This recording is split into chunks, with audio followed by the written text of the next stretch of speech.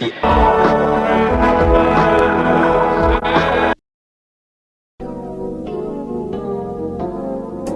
living in a time where only the most easily digestible content is taken into account, where even a basic video description is ignored outright. We are in the ease of access era, but even now, I still take immense pleasure in simply sitting down and reading a book, taking solace in immersing myself in every word, every page, every spellbinding character interaction. And no series in recent memory has enthralled me with its rapturous conversations quite like Monogatari.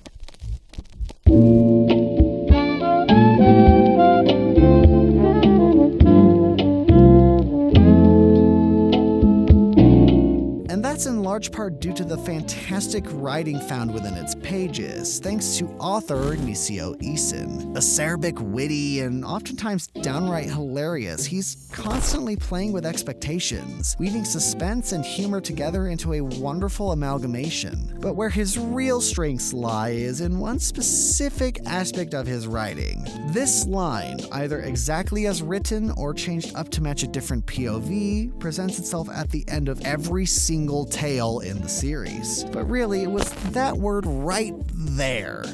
Punchline.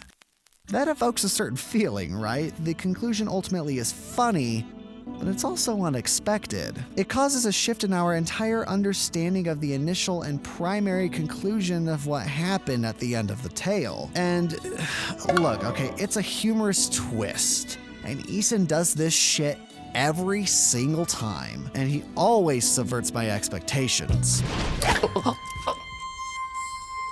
Case in point.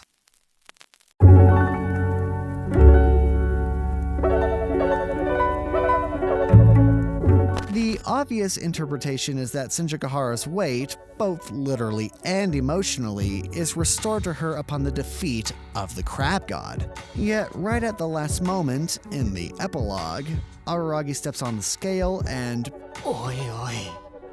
There's the punchline.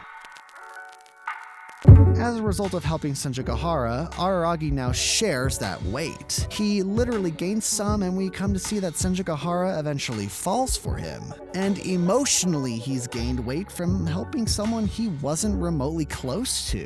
The crab god being used as the reason for all of this outcome is merely a scapegoat, a convenient and funny way to play off their collective and individual growth as people. It's unexpected that he'd literally gain a bunch of weight, but it's that last second twist that makes you realize that Oshino, and really Isen, was right all along in telling us that we didn't really get it. Sure, he's saying that to Araragi, but it's directly to the viewers as well, and it's that final payoff that connects everything together and makes you sit back and realize, oh shit, man.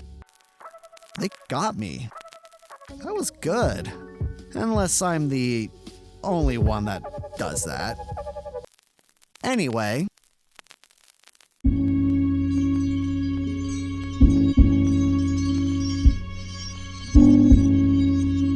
Isen likes to explore the idea of loss in each of his stories, and that theming manifests itself brilliantly in 3 characters in this arc. Most notably, she's the best, alright? Turns out, she's quite literally lost, left to wander an urban labyrinth, a landscape deprived of a friendly face or a helping hand. Until...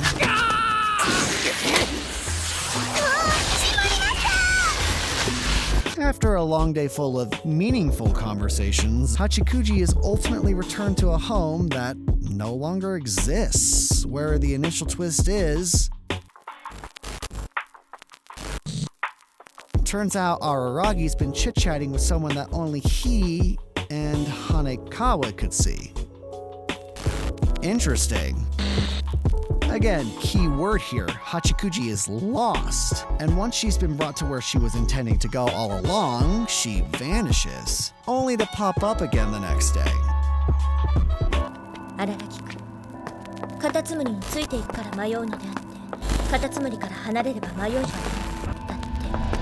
Araragi was the lost one all along.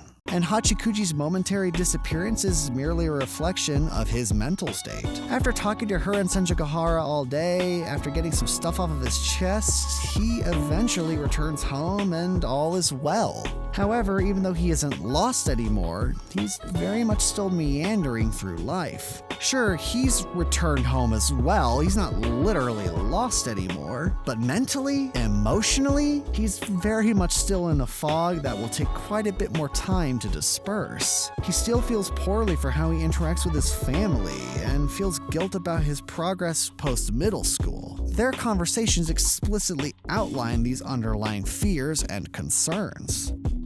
Hence,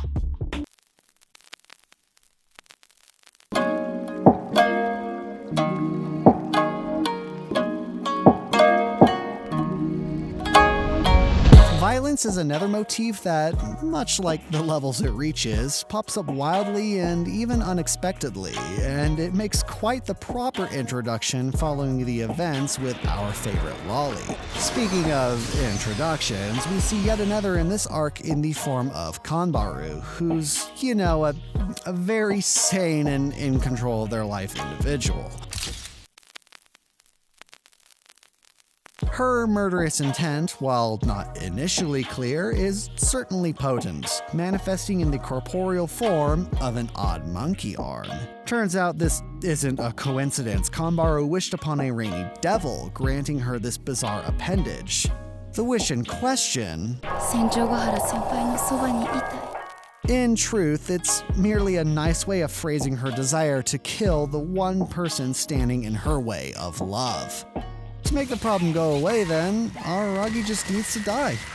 There you go. Problem solved. Yet the conclusion belies this understanding entirely. Ultimately, it was still a half-truth. Sure, she wanted Araragi dead in her pursuit of love, but she wasn't being untruthful in also desiring closeness with Senjugahara again. And she gets just that in the resolution of this arc. Friendship, at least, is restored. But Araragi doesn't meet his demise, hence why her arm doesn't go back to normal. Emotionally, she's no closer than she was before. She's still rejected outright, and, well, there's no way that will end up going well.